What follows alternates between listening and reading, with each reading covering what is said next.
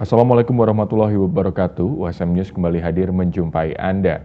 Beragam informasi menarik akan kami sajikan untuk Anda selama 30 menit ke depan bersama saya Pandu Chandra dan berikut USM News selengkapnya.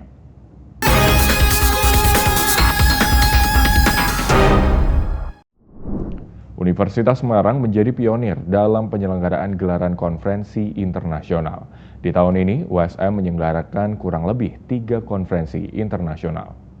Gelaran The First International Conference on Social Environment Diversity sukses digelar Universitas Semarang. Konferensi Internasional ICOSEN 2024 digelar secara luring, itu diikuti 109 peserta yang berasal dari 4 negara, yakni Indonesia, Jerman, India, dan Uzbekistan. Dalam penyelenggaranya, ICOSEN 2024 turut mengangkat sejumlah isu sosial dan lingkungan dengan mengusung tema New Paradigm of Diversity and Sustainability in Social and Community. Ketua Panitia Dr. Amri Panahatan Sihotang SSSHM HUM mengatakan, ICOSEN merupakan komitmen USM mendorong dialog isu keragaman sosial dan lingkungan.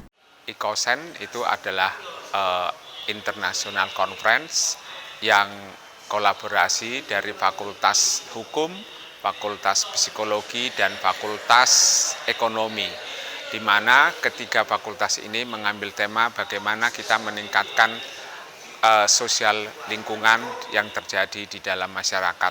Karena kita ketahui bersama bahwa sekarang ini terjadi berbagai macam permasalahan lingkungan sosial yang ada di dunia ini.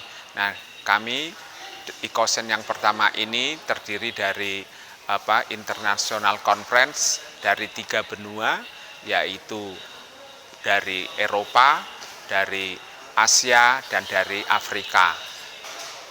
ICOSEN selanjutnya akan ada di tahun depan, semoga peserta bertambah banyak, yang mana pada ICOSEN yang pertama ini ada 109 paper yang dipresentasikan dari berbagai macam perguruan tinggi, baik yang ada di Indonesia maupun di luar negeri. Saya kira itu yang bisa saya sampaikan. Sebanyak 95 makalah yang dinyatakan lolos serta memastikan setiap presentasi memenuhi standar kualitas, relevansi, dan inovasi yang tinggi. Makalah mencakup berbagai topik seperti keadilan sosial dan ketahanan lingkungan hingga pendekatan inovatif dalam mempromosikan keragaman dan keberlanjutan. Dalam konferensi ini, Dr. Ardiani Ika Sulistiawati SEMM AKT CA CPA, dosen USM yang bertindak sebagai keynote speaker, menyampaikan materi tentang pentingnya transparansi dalam laporan keuangan untuk menghindari praktek kecurangan akuntansi.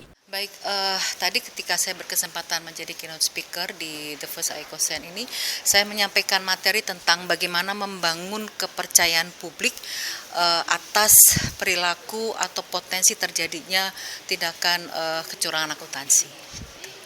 Jadi intinya bahwa diharapkan para pelaku usaha itu melaporkan catatan keuangan itu secara fair, secara komplit, tidak ada data yang disembunyikan, sehingga informasi yang dihasilkan itu diharapkan bisa menjadi dasar bagi stakeholder untuk mengambil keputusan-keputusan yang penting tentu saja.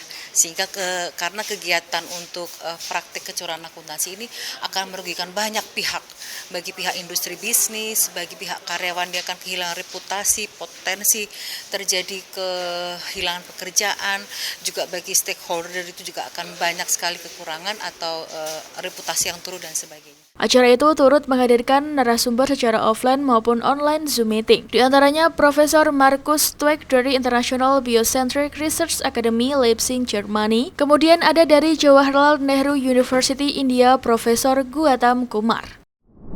Pekan Olahraga Pelajar Daerah kembali digelar setelah sempat vakum beberapa waktu. Popda Jateng 2024 kembali hadir untuk menjaring atlet-atlet muda yang berbakat. Menjadi venue pelaksanaan Pekan Olahraga Pelajar Daerah Cabur Taekwondo, Universitas Semarang mendukung pelaksanaan gelaran Popda Jateng 2024. Berlangsung 5 hingga 7 November 2024, Popda Jateng tingkat SD SMP itu secara resmi kembali bergulir. Usai sempat vakum di tahun 2020 hingga 2023 karena pandemi COVID-19. Popda Jateng diikuti 35 kabupaten kota seprovinsi Jawa Tengah. Pengurus Provinsi TI Jateng Dedi Fajar mengungkapkan bahwa gelaran ini menjadi ajang seleksi atlet muda di Jawa Tengah. Untuk kelas yang di SD ada 8 kelas yang dipertandingkan, yang di SMP juga ada 8 kelas yang dipertandingkan. Ya, terdiri dari geologi yang SMP dan yang SD ada yang geologi dan yang POMSE. Total peserta SD SMP 396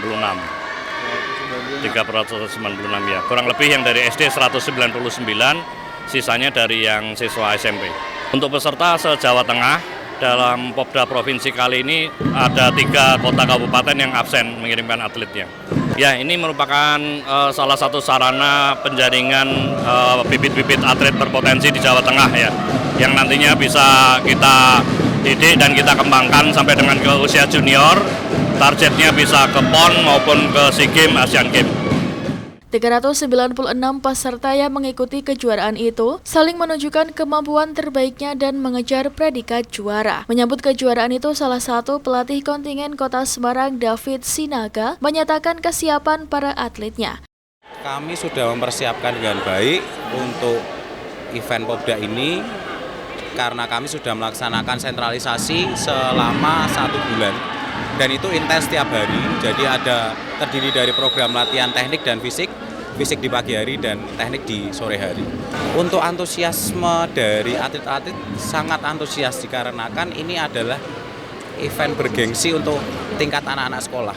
Jadi event resmi yang diadakan oleh dinas itu adalah ajangnya ya Popda ini. Jadi nanti berharapnya ketika dia Popda SD, SMP nanti berkelanjutan bisa main di level Popnas, Pekan Olahraga Pelajar Nasional, begitu. Jadi levelnya seperti itu dari tingkat kota, karesidenan, provinsi, lalu tingkat nasional, begitu. Popda Jateng terus akan bergulir untuk menjadi sarana pembibitan atlet-atlet muda berbakat di Indonesia. Sebanyak 12.201 anggota kelompok penyelenggara pemungutan suara dilantik secara serentak di 16 kecamatan di Kabupaten Jepara, Jawa Tengah.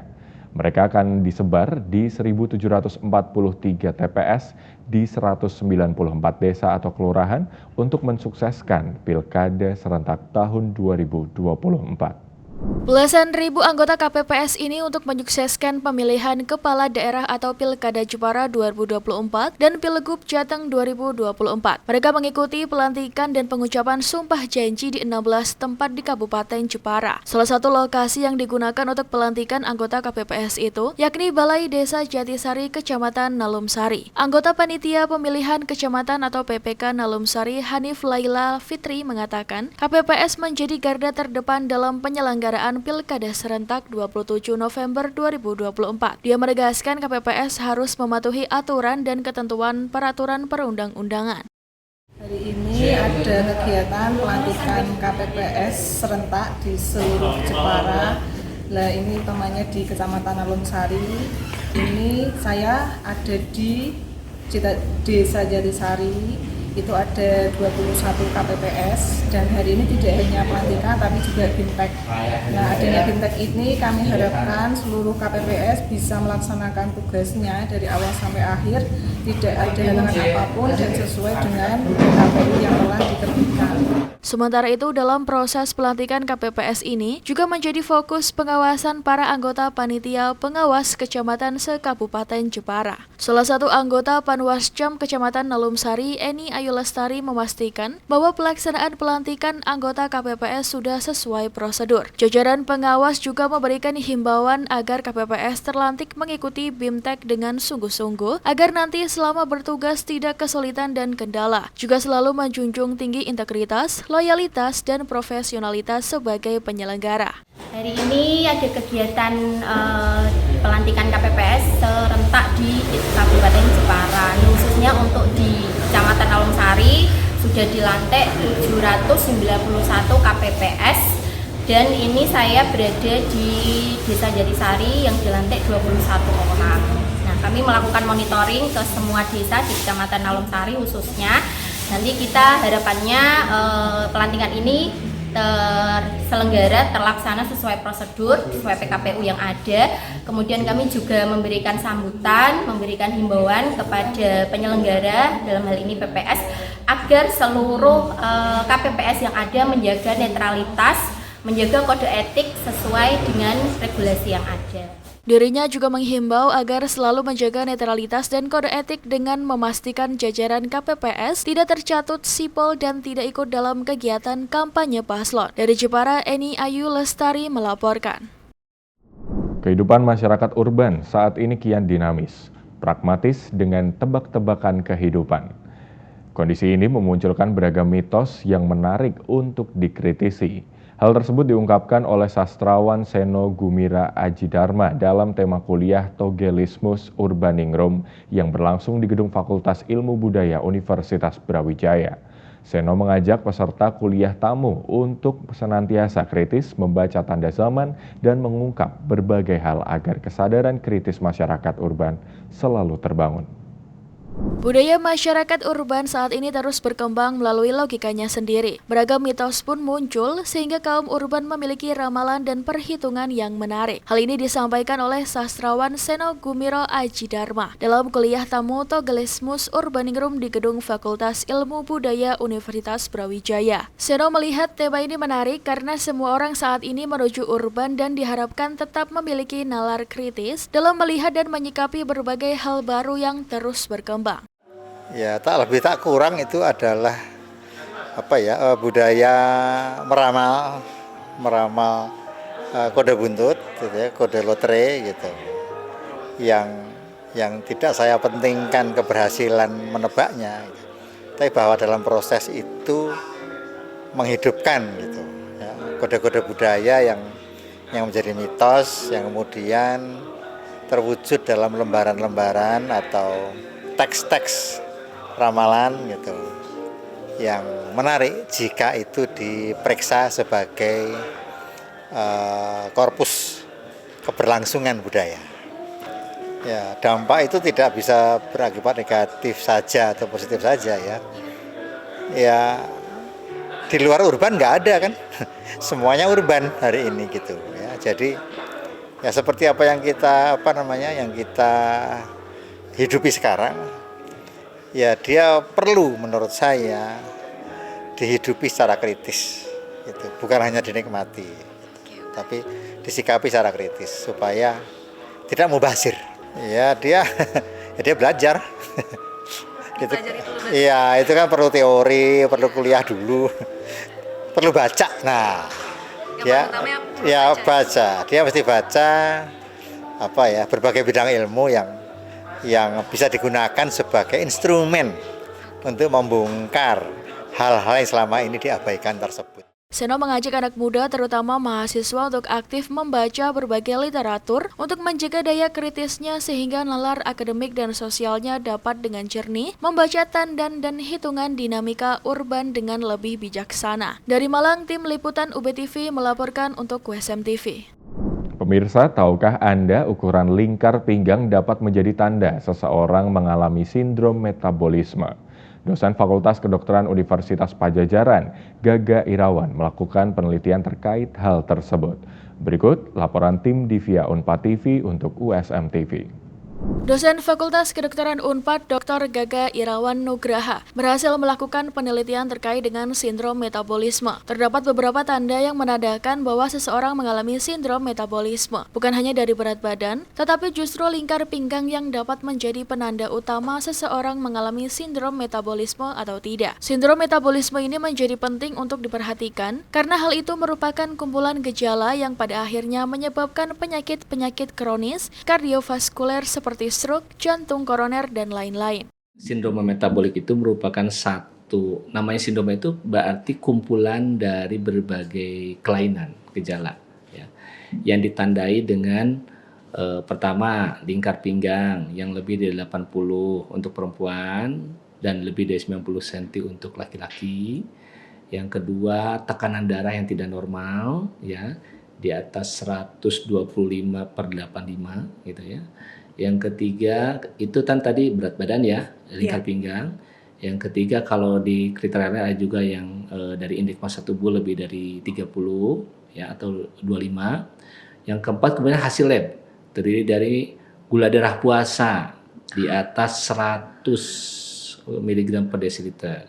Kemudian HDL yang rendah. HDL itu adalah lemak baik katanya gitu ya. HDL rendah dan trigliserida yang tinggi. trigliserida di atas 150. Kalau ada 2 dari 5 yang tadi saya sebutkan, maka tertegak dia mengalami kelainan metabolik atau sindroma metabolik. Sindroma metabolik ini kenapa menjadi penting? Dia bukan penyakit, tapi kumpulan gejala. Hasil lab yang nggak normal, tekanan darah yang tinggi, gitu ya. Kemudian lingkar pinggang atau indeks massa tubuh yang berlebih, yang ujungnya penyakit kronis. Lebih tepatnya penyakit kardiovaskuler. Apa itu? Stroke. Jantung koroner. Itu yang paling banyak. Dalam penelitiannya, ia menemukan bahwa sekitar 30% orang yang memiliki berat badan normal ternyata memiliki kelainan metabolik. Hasil penelitian juga menunjukkan bahwa lingkar pinggang ternyata menjadi penanda yang paling kuat jika dibandingkan dengan indeks massa tubuh dan tekanan darah. Jadi dari penelitian itu ternyata, pertama kita menemukan bahwa di masyarakat, ini kan masyarakat umum, ya, jadi diperiksa 248 orang. Ternyata ada sekitar 30% yang berat badannya normal, tetapi ternyata punya kelainan metabolik. Gitu. Dan dari hasil penelitian itu disebutkan bahwa kan menentukan berat badan normal tidak normal itu menggunakan indeks massa tubuh, ya, IMT. Nah ternyata justru yang paling berkaitan dengan kelainan metabolik itu bukan berat badan, tapi lingkar pinggang. Gitu. Gitu.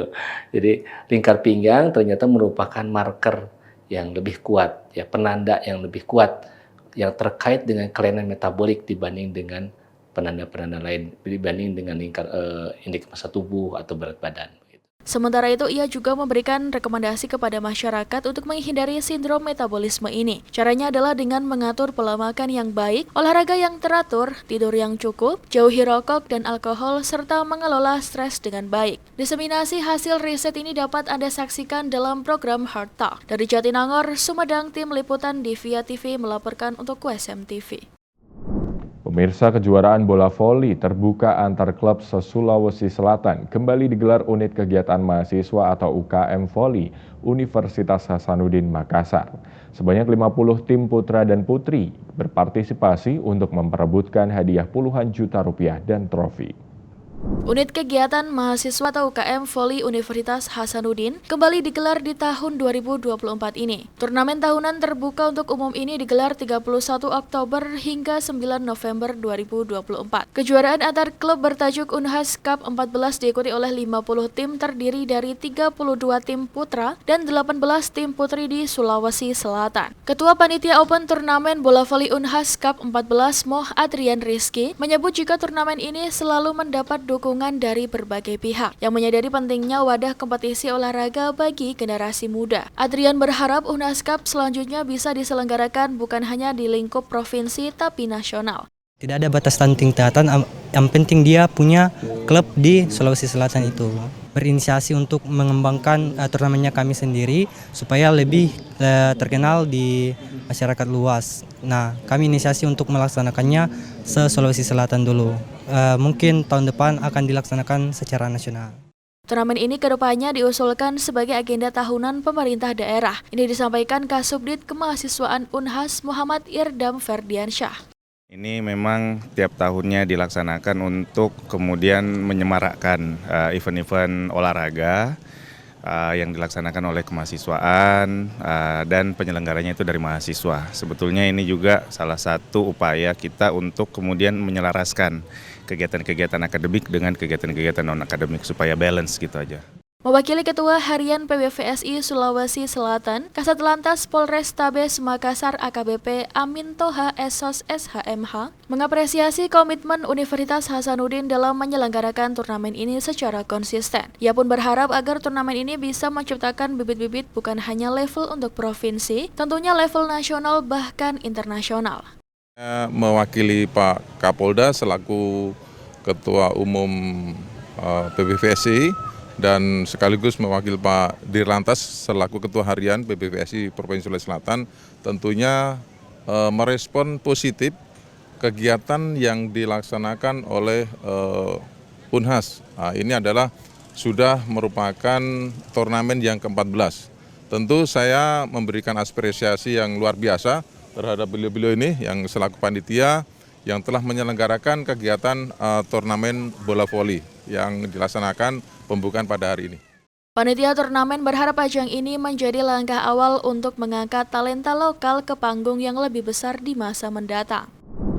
Pemirsa, Kedutaan Besar RI Washington DC kembali membuka pintunya bagi warga Amerika Serikat. Memakai event Halloween yang merupakan tradisi di Amerika Serikat, KBRI memperkenalkan berbagai produk Indonesia dari cemilan untuk trick or treat hingga film horor Indonesia.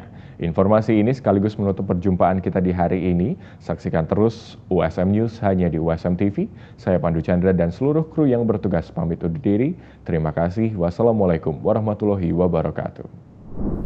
It looks so cool. It's really oh my gosh, and the decorations, it's so cool. Like the webbing. Staircase is gorgeous. Yes, and the paintings. Oh my gosh, it's so cool. Yeah. It's like a really cool place because It's like super there's a cool. lot of like open places where things could like it's like kind of scary and stuff like that. I feel like old buildings have like a reputation of being haunted. Warga Amerika dengan berbagai kostum datang dan menikmati dekorasi Halloween sambil mempelajari sedikit sejarah Walls McLean House yang berusia lebih dari 100 tahun. For me, I felt very welcome, and it's a very rare opportunity for one to be able to visit an embassy that's not of my country. So I'm glad that you're putting an effort into organizing all of this. Pengunjung diajak mencicipi produk panganan kecil Indonesia yang bisa dibeli di berbagai jaringan supermarket di Washington DC dan di berbagai negara bagian. Kita menyajikan kopi, hot chocolate, wedang jahe, kita juga ada bubur ketan hitam, bubur kacang hijau, tapi kita juga ada produk-produk Indonesia kemasan yang memang sudah ada di pasar US. Jadi kita di sini juga kasih info di mana mereka bisa cari produk itu. Ada yang dijual di marketplace, ada juga di mainstream supermarket juga udah ada, dan juga Asian supermarket. Untuk produk makanan dan minuman itu sebetulnya peluangnya sangat besar. Cuman memang kita perlu terus menggaungkan lagi ya nama Indonesia, produk-produk Indonesia, karena memang kita masih harus bersaing nih dengan banyak negara kompetitor kita. Jadi ini salah satu cara yang harus kita lakukan, selain mungkin promosi yang dalam bentuk yang besar ya, expo, tapi promosi yang sifatnya community seperti Halloween ini gitu. Karena mereka kan familiar ya dengan culture Halloween. Jadi kita pengen coba produk-produk Indonesia ini di-blend dengan culture mereka. Jadi mudah-mudahan bisa lebih diterima produk-produk Indonesia. Acara ini digelar di Kedutaan Besar Republik Indonesia di Washington DC yang menyulap gedungnya dengan suasana Halloween. Hantu-hantu Indonesia seperti pocong diperkenalkan sesuai dengan tema film Siksa Kubur yang diputar. All I know is that it's super cool in here, and we know it's owned by awesome. someone with a diamond, Hope Diamond. Yeah, someone has Hope Diamonds. Whose name was Walsh. And they thought it was haunted, and that's why Indonesia could get it for a sale. For a little Yeah. while. And Yeah. it's so cool. And they're going to renovate it, though, for the next 3 years. And they have great, like, little cultural candies, and obviously the tours. Yes. It's so pretty. It's so pretty. Ini merupakan kesempatan terakhir bagi warga untuk menikmati gedung KBRI sebelum ditutup untuk renovasi yang rencananya akan memakan waktu beberapa tahun. Dari Washington DC, Rio Tuasikal, Aryatno Budianto, dan tim VOA.